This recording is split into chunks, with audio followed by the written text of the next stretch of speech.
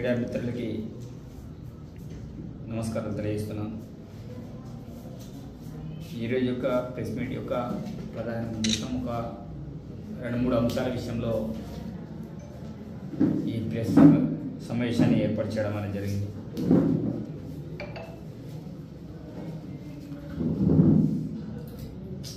అందులో ప్రధానంగా మొన్న జూపల్లి కృష్ణారావు గారు ఇన్ఛార్జ్ మంత్రివర్యులుగా బాధ్యతలు తీసుకున్న తర్వాత మొట్టమొదటిసారిగా జిల్లాకు రావడం, మరి అధికారులతోటి రివ్యూ మీటింగ్లు ఏర్పాటు చేయడం, దాని తర్వాత ప్రధానమైన సమస్య జీవో నంబర్ 49 మీద EMRC కాంప్లెక్స్లో సమావేశం ఏర్పాటు చేయడం అనేది జరిగింది.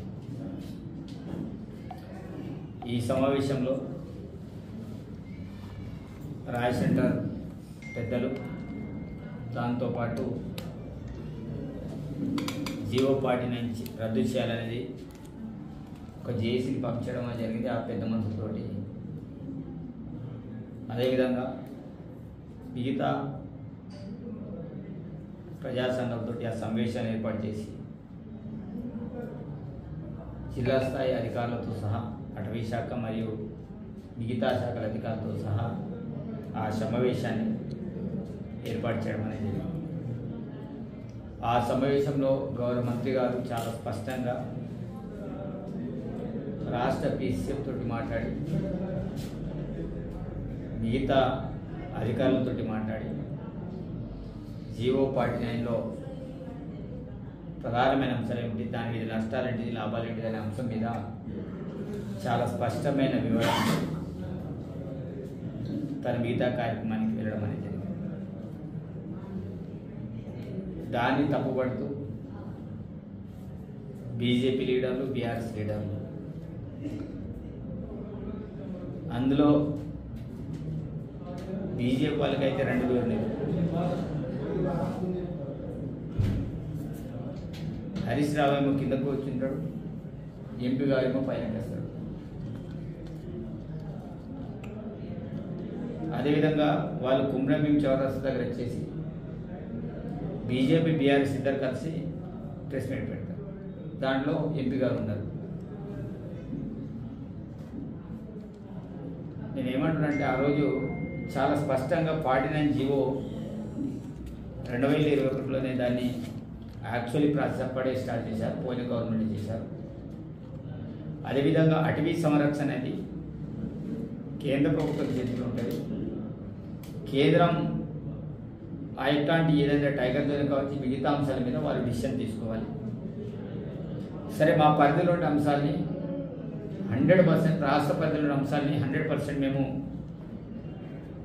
ఏ రకంగా అట్లాంటి జీవులు అడ్డుకోవాలో అడ్డుకుంటాం, తప్పకుండా దాన్ని చేస్తామని చాలా స్పష్టమైన హామీ. అవసరమైతే అక్కడ హైదరాబాద్ కేంద్రంగా సచివాలయంలో పిలిపించి స్పెసిఫిక్గా సమావేశం ఏర్పాటు చేస్తామని చెప్పడం అనేది. దీని మీద రాజకీయ ఉద్దేశంతో, రాజకీయ పరమైన వాతావరణంతో 49 జీవోని మీరే తీసుకొచ్చారు, మీరే చేశారు, మీరే రద్దు చేయాలంటే అప్పటిదప్పుడే కావాలి, అప్పటిదప్పుడు ఇది చేయాలని వాళ్ళు మాట్లాడుతున్నారు. 49 జీవోని రద్దు చేయాలంటే దానికి ఒక ప్రాసెస్ ఉంటుంది. ఆ ప్రాసెస్ ప్రకారం కంపల్సరీ దానికి రద్దు చేయించడానికి సమావేశాన్ని ఏర్పాటు చేద్దామని చాలా స్పష్టమైన హామీతోటి తను చెప్పి వెళ్ళడం అనేది జరిగింది. అయినప్పటికీ కూడా వాళ్ళు ఆదివాసులు మా గురించి ఏదో మాట్లాడకపోతే ఇంకేమైనా అంటారేమో అనే ఆలోచనతో మళ్ళీ తిరిగి బయటకు వచ్చింది కోవలక్ష్మి గారు, అదేవిధంగా హరీష్ బాబు గారు, అదే బీజేపీ BRS లీడర్ కలిసి మళ్ళీ స్టేట్మెంట్ ఇవ్వడం అనేది జరిగింది. ఇది తూతూ మంత్రంగా జరిగింది, ఇది జరిగింది. వాస్తవంగా హరీష్ బాబుకు తెలవాలి అసలు నిజంగా కేంద్రానికి సంబంధం ఉందా లేదా దాని విషయంలో. కోవలక్ష్మి మాట్లాడితే అసలు ఆమె సబ్జెక్ట్ లేకుండానే మాట్లాడుతుంది. ఆమె ఆ 49 జీవో గురించి మాట్లాడమంటే రోడ్ వేయలేదని ఆమె మాట్లాడుతుంది.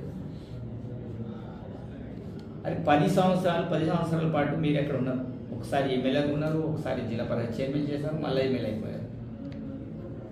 సరే, ఉమ్మడి ఆంధ్రప్రదేశ్లో కాంగ్రెస్ పార్టీ అధికారంలో ఉంది. చేయలేదంటే సరే ఉమ్మడి ఆంధ్రప్రదేశ్లో వివక్షత చూపారు ఆ ప్రాంతానికి, సరే ఆ ప్రాంత అందుకే మనం ప్రత్యేక తెలంగాణ రాష్ట్రాన్ని సాధించుకున్నాం. సాధించుకున్న తర్వాత రోడ్ ఎందుకు కాలేకపోయింది? మరి కారణం ఏంటిది? 10 సంవత్సరాల పాటు నువ్వే కదా, జిల్లా పరిషత్ చైర్మన్ నువ్వే కదా, అదేవిధంగా ఎమ్మెల్యే నువ్వే కదా, ఎందుకు చేయలేకపోయారు? ప్రత్యేకమైన తెలంగాణ రాష్ట్రంలో కాని రోడ్ల గురించి తను మాట్లాడతాడు. కొన్ని వందల కోట్లు డిఎంకి సంబంధించిన డబ్బులు కావచ్చు, మైనింగ్ సంబంధించిన డబ్బులు కావచ్చు, కాళేశ్వరానికి బదిలీ చేశారు. మరి అదే రోడ్డు చేసుకుంటే కదా. కాబట్టి ఇట్లా మంత్రి గారు మొదటిసారి నచ్చిన దీనికి ఇంకా కూలంకషంగా ఈ జిల్లా గురించి తెలుసుకోవాలని చెప్పినా కూడా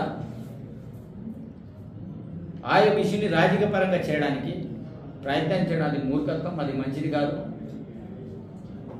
అదేవిధంగా సంఘ నాయకులకు నేను ఇప్పుడు విజ్ఞప్తి చేస్తున్నాను, మీతోటి అందరితోటి మాట్లాడే ఆలోచన మంత్రి గారికి ఉన్నది. కంపల్సరీ పిలిపించి మాట్లాడదామని చెప్పడం అనేది జరిగింది. కాబట్టి సంఘ నాయకుల అర్థవంతంగా మేము వినడానికి చేయడానికి మేము సిద్ధంగా ఉన్నప్పుడు మనం కూడా కొంత సహనంతో ఉంటే 100% దాని యొక్క ఫలాలు పొందడానికి ఆస్కారం ఉంటుంది. సంఘ నాయకులు చెప్పుకుంటా బీజేపీ పార్టీలో బీఆర్ఎస్ పార్టీలో ఉంటూ రాజకీయ కోణంతో ప్రభుత్వాన్ని టార్గెట్ చేస్తామంటే మాత్రం అది మంచిది కాదు. సంఘనప్పుడు సంఘ నాయకుడిలాగానే మాట్లాడారు, రాజకీయంలో రాజకీయంలో మాట్లాడారు. మేమేదో ఆ సమస్యకు పరిష్కారం చూపుదాం, వాళ్ళందరూ నచ్చి చెప్తామంటే వాళ్ళు చేయడానికి రాజకీయం చేయడానికి ప్రయత్నం చేస్తాం కదా లోపల, అది మంచిది కాదు. అదేవిధంగా సీతక్క మీద పత్రికల్లో వచ్చింది, అది ఎన్ని పత్రికల్లో వచ్చింది నాకు తెలియదు, కానీ నమస్తే తెలంగాణ పత్రికల్లో అయితే వచ్చింది. అది మాజీ నక్సలైట్ మంత్రి సీతక్క సిగ్గుపడాలి అని వారు స్టేట్మెంట్ ఇవ్వడం అనేది జరిగింది. ములుగులో ఆదివాసీ గెంటువెత్తిపై ఎందుకు మాట్లాడడం లేదు?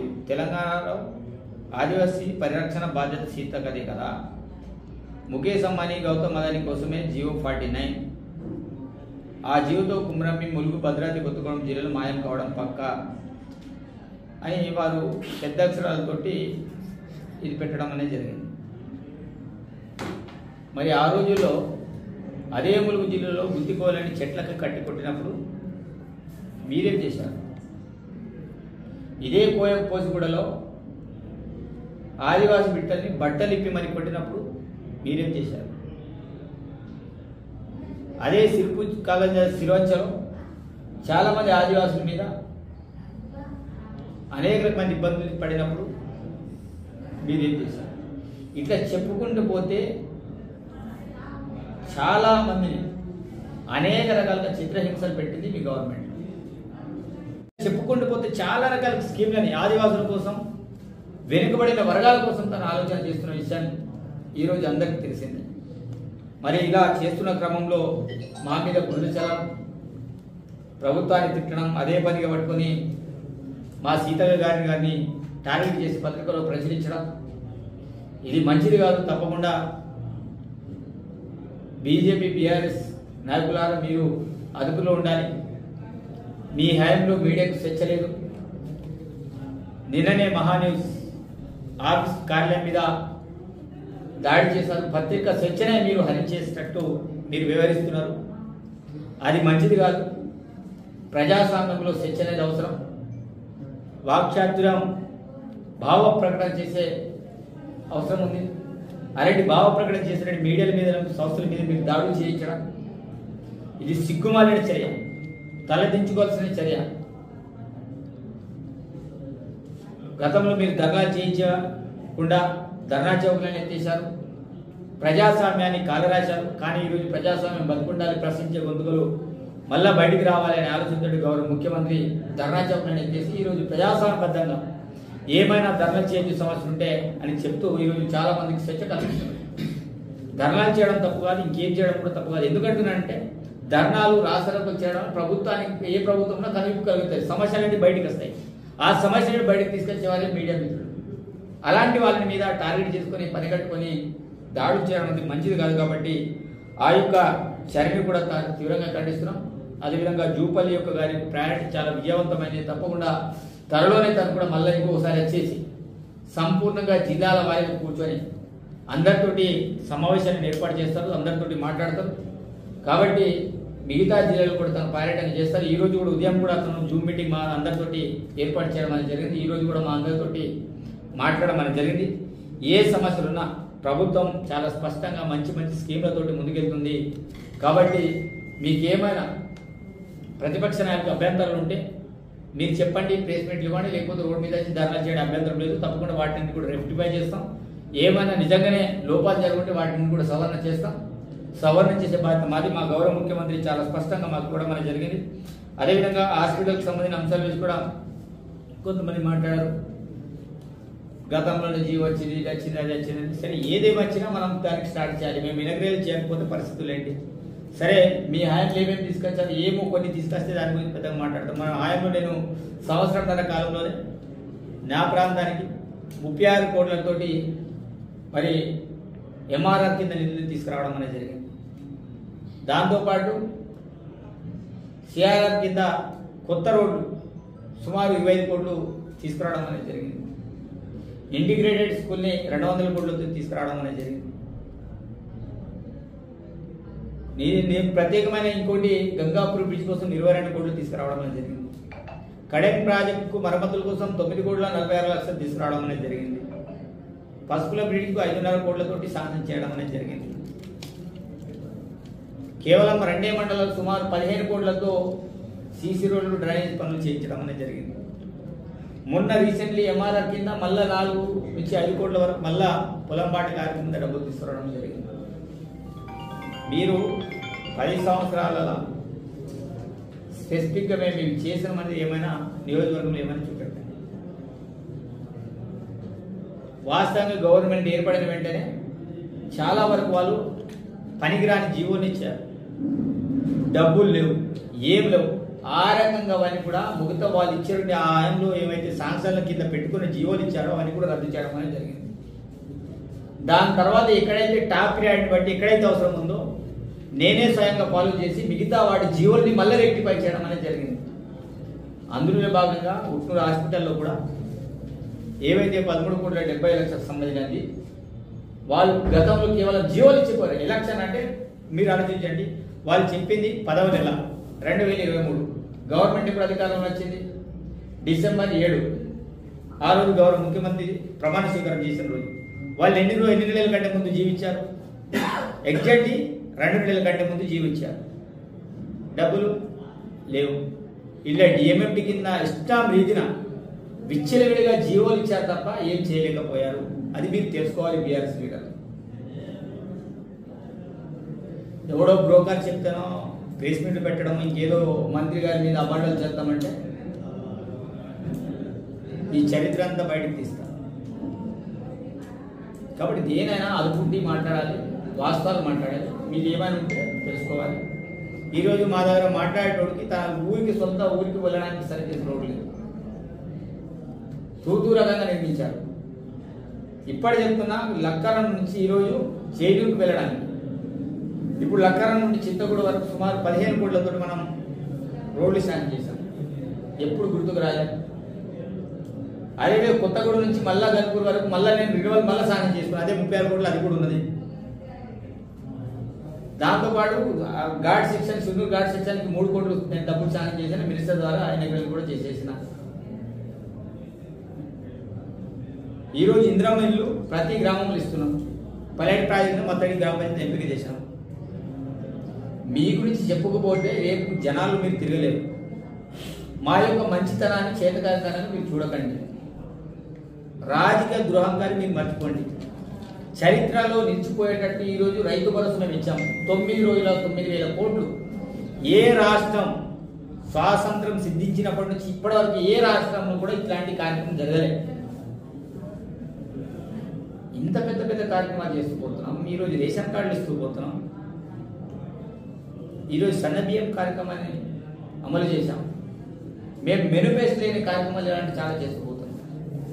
కానీ ఎలక్షన్ ఉన్నాయని నోరెత్తి మాట్లాడితే తప్పకుండా మా కార్యకర్తలు కూడా చూసి నేను ఊపుకుంటూ కావచ్చు, కానీ మా కార్యకర్తల మంది ఎవ్వరు కూడా ఊపుకునే పరిస్థితులు లేరు. తప్పకుండా ఇప్పటి నుంచి తిరుగుబాటే ఉంటుంది. కాబట్టి మీరు కూడా అదుపులో ఉండి రాజకీయం చేయాలని కూడా కొంత అర్థవంతంగా మాట్లాడడానికి ప్రయత్నం చేయండి. ఏదో రేపు ఎలక్షన్లు వస్తున్నాయి కదా, మనం ఇష్టమైనట్టు ప్రభుత్వం మీద మాట్లాడతామంటే మీరు ఇచ్చిన 190 హామీలు ఇప్పుడు ఒక్క హామీ కూడా చేయలేకపోయారు. ఈ ప్రాంతంలో దళితులకు 3 ఎకరాల భూమి ఇవ్వలేదు, దళిత బంధు కూడా ఇవ్వాలి, డబుల్ బెడ్రూమ్ ఇల్లు ఇవ్వలేకపోయారు. ఇట్లా చెప్పుకుని పోతే వందలాది ఉన్నాయి. మీ గురించి మాట్లాడితే అసలు అన్లిమిటెడ్గా ఉన్నాయి. మేము సంవత్సరాల కాలం చేసిన ఏమని ఒకసారి ఆలోచన చేయాలి. కాబట్టి మిగతా విషయాలు కూడా చాలా ఉన్నాయి. కాబట్టి నేను కోరుకున్నది ప్రజాప్రభుత్వం చాలా స్పష్టంగా ముందుకెళ్తుంది. కాబట్టి జూపల్లి కృష్ణారావు మీద గారు కావచ్చు, అదేవిధంగా ముఖ్యంగా సీతక్క గారి మీద కావచ్చు, ఏవైతే పేపర్ ఆమెని ఇబ్బంది పెట్టే ప్రయత్నం చేస్తున్నారు. ఒక ఆదివాసీ బిడ్డగా, ఆదివాసీ ఎమ్మెల్యేగా సీతక్కకి ఎక్కడ అన్యాయం జరిగినా ఆమె పక్షాన మాట్లాడడానికి నాలాంటి గొంతులు ఎప్పటికీ సిద్ధంగానే ఉంటాయి.